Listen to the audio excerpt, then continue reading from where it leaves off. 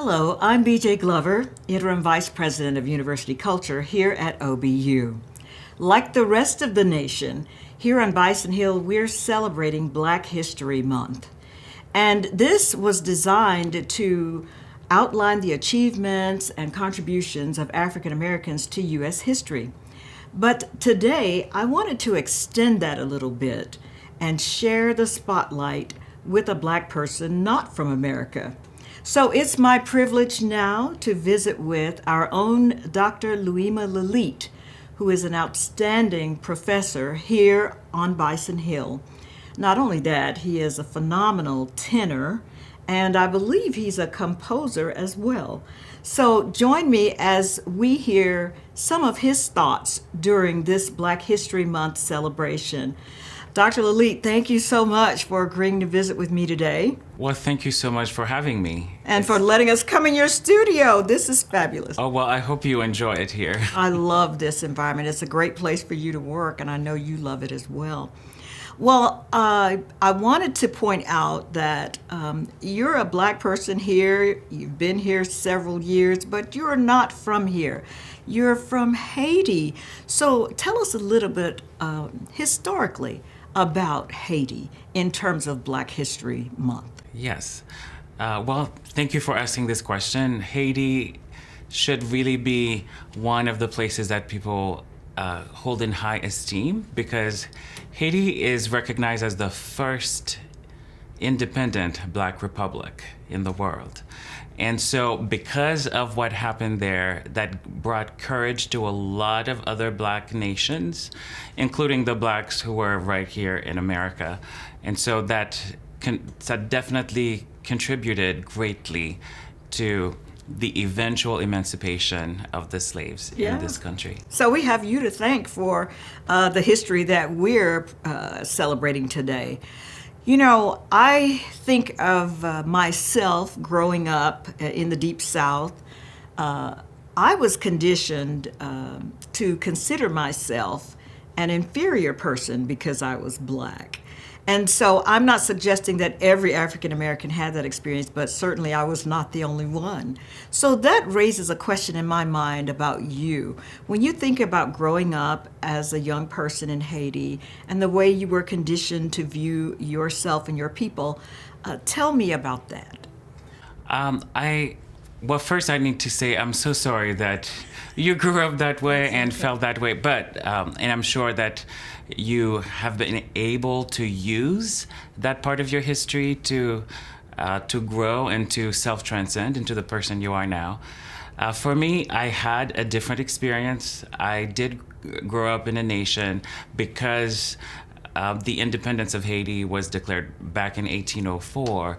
So for me, being born, I just didn't have the same idea of the complex of inferiority that perhaps others may experience. And so because of that, I think there are things that are different about how I see myself and how perhaps other Black people in this country do feel about themselves. So I did not feel inferior in any way. Yeah.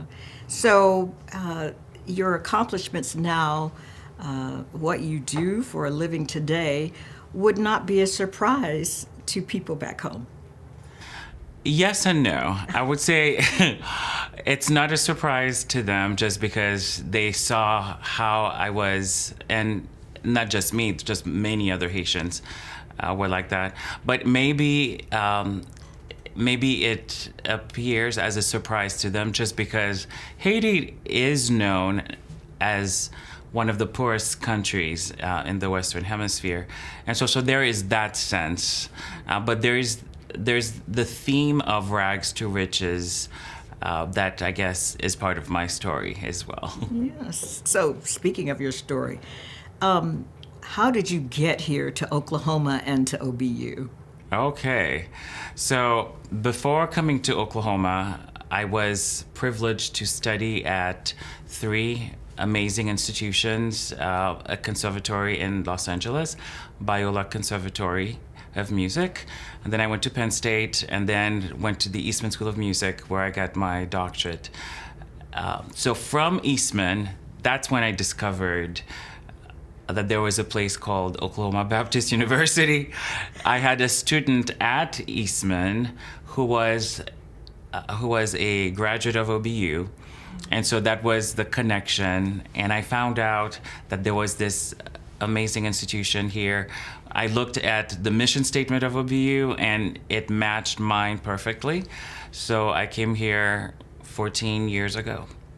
You've been here quite a while, and certainly you've had an opportunity to work with other blacks here.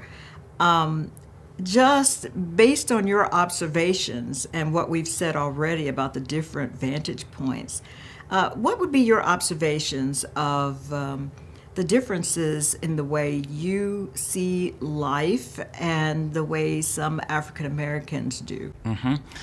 I think if I think of maybe someone like Carl Jung, who talked a lot about the psychological impact that perhaps exists when we start talking about issues of racism. Dare I say that word? Dare say it.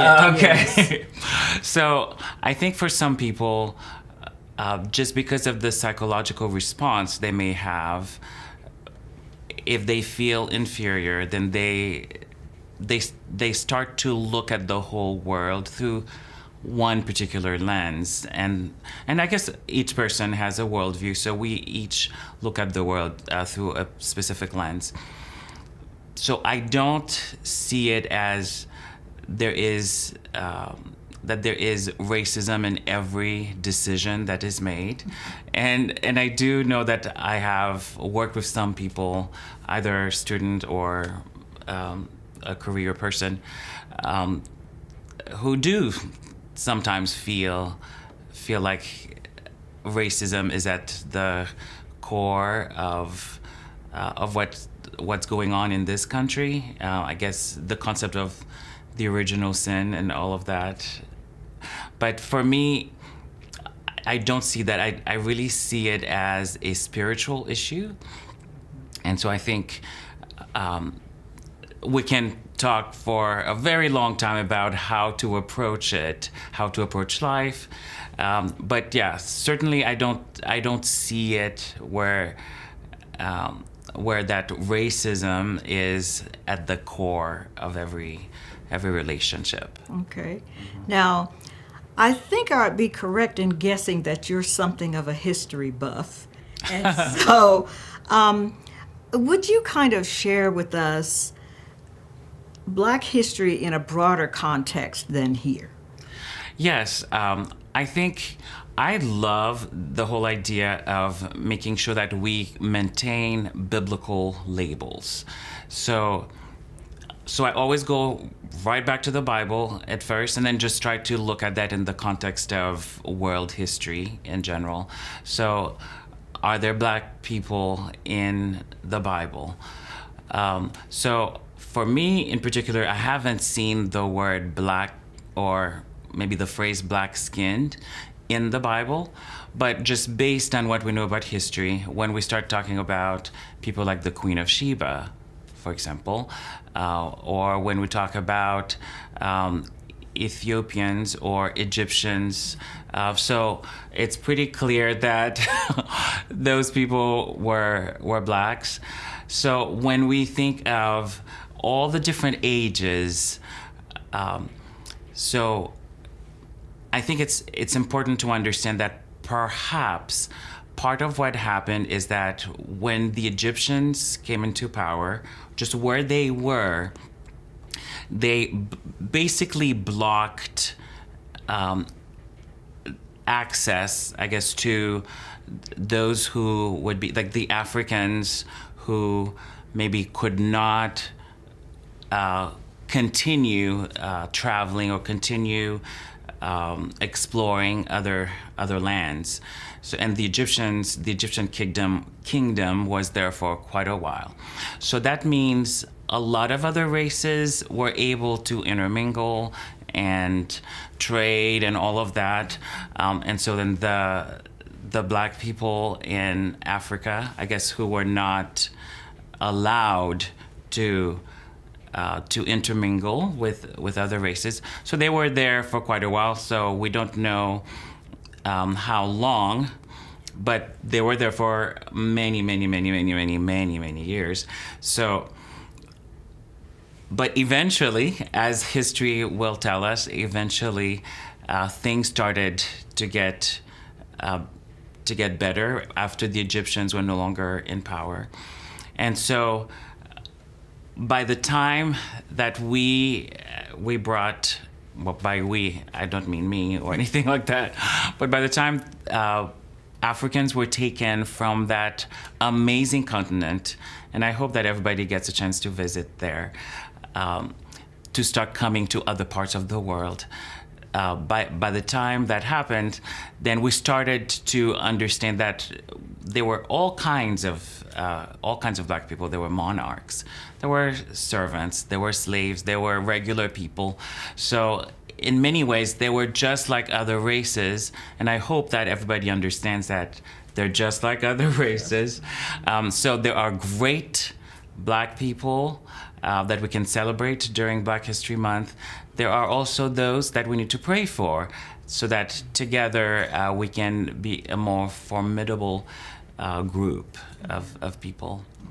So. Well, you make the point that we should not overlook, and that is God's providence in all of this. And so that brings me back to you here now at OBU. So let me ask you what you're doing now in line with God's divine purpose for you. Yes. So thank you for asking me this question. I think I really feel called to be to partner with OBU in the sense that the mission of the school is really about life transformation. The kind of transformation that cannot happen by sheer human will. It will only happen by the power of the Holy Spirit. And so every day I get to ask myself, Holy Spirit, what do you want me to do today? So in the way that I teach people how to sing, or how I guide people to play the piano, or how I tell them how to use their bodies, or how to think about a Christian worldview, what I'm trying to do is I'm partnering with the Holy Spirit as He transforms lives. And I have to tell you, the students that I've had here for the past 14 years, I'm still in contact with those who graduated even the first year I was here. Oh. And just every time I see them, just to see the smile on their faces and to be able to watch them cry and provide some tissue for them, that is life transformation. And to know that they're making a difference, carrying the name of Christ first and foremost, but also carrying the legacy of OBU wherever they go, that just, it gets me out of bed every morning.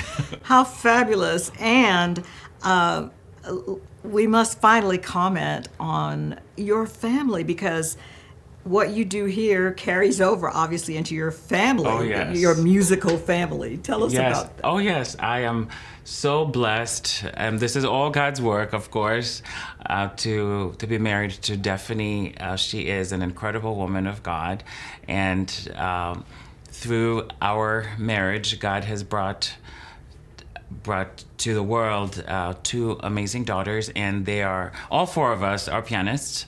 We're all musicians. My youngest is also a singer.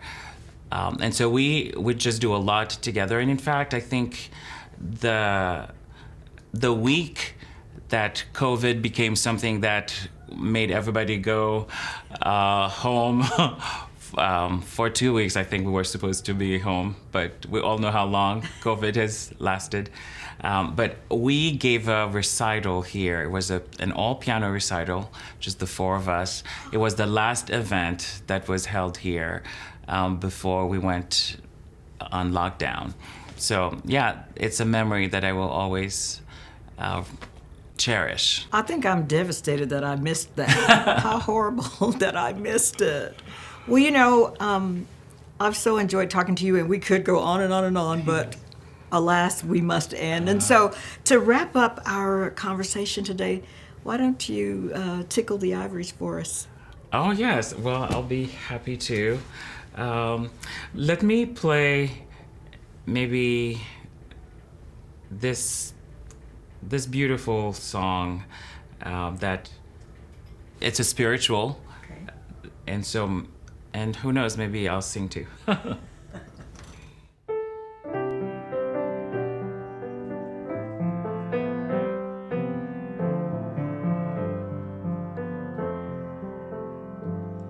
In the morning when I rise, in the morning when I rise, in the morning when I rise, give me Jesus. Give me Jesus. Give me Jesus. You may have all this world. Give me Jesus.